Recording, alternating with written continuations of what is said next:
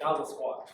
The goblet squat is a variation of the squat that works great for your lower body muscles, which includes your quadriceps, your hamstrings, and your glutes, as well as your core. However, this exercise can be mostly used for beginners who have a lot of muscle imbalances and are having issues maintaining good posture when performing a squat.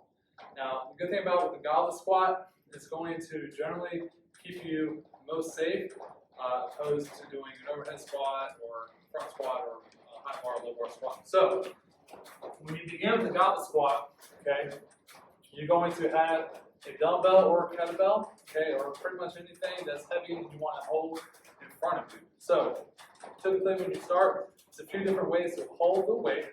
I'm going to hold the weight with both my hands around the top of the dumbbell, where my palms are surrounding the head of the dumbbell, and the rest of the dumbbell is coming out the bottom free hanging. But I still have good control of the dumbbell.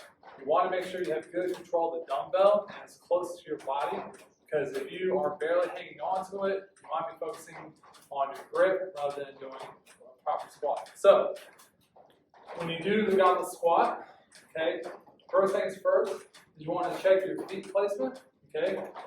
If you have a little bit more issue with external rotation or knee valgus or eversion or supination pronation with your ankles, you're going to want to find the correct foot position for you and then try to get yourself more in a shoulder width apart, toes ahead slightly, carried out eversion of your feet.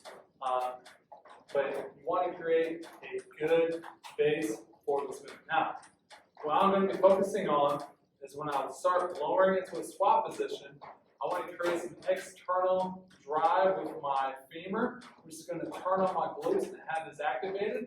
I'm going to have my feet flat on the floor. I'm going to have a neutral spine. My head is pointing straight. I don't have too much extension or flexion. I'm going to create intra-abdominal pressure by breathing in a ton of air through my stomach and squeezing tight. And then I'm going to start descending into the squat. Now, when you descend into your squat position, you want to make sure that if you can imagine a line or a marker from your belly button to the wall, you want to be able to draw that line straight down. You do not want to be shifting too much left and right. You might have some muscle imbalances in your hips, or you might have some issues with your ankles. So you want to make sure you are dropping straight down, not going side to side. Generally, your weight is going to be evenly dispersed in your feet. You don't want to be too much on your toes. You don't want to be too much on your heels. You want to be flat, right on your midfoot with your weight. You're going to have your knees tracking over your toes as you get in a full squat. Okay, you don't want too much external rotation where your knees are going to be punching out to the side. You don't want too much valgus knees. You want them right over and have proper knee tracking. And the weight is going to help you counterbalance yourself, because a lot of times if you have issues within your Achilles complex or your hip flexors might be too tight, you might find yourself not getting in a good deep squat position. So find the depth that's good for you and position a sport that you play. If you are an Olympic weightlifter, you have to get yourself in a good catch position.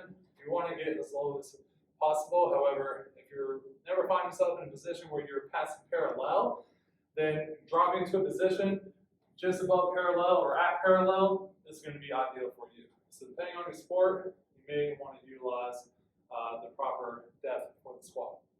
And once again, that is the Goblet Squat.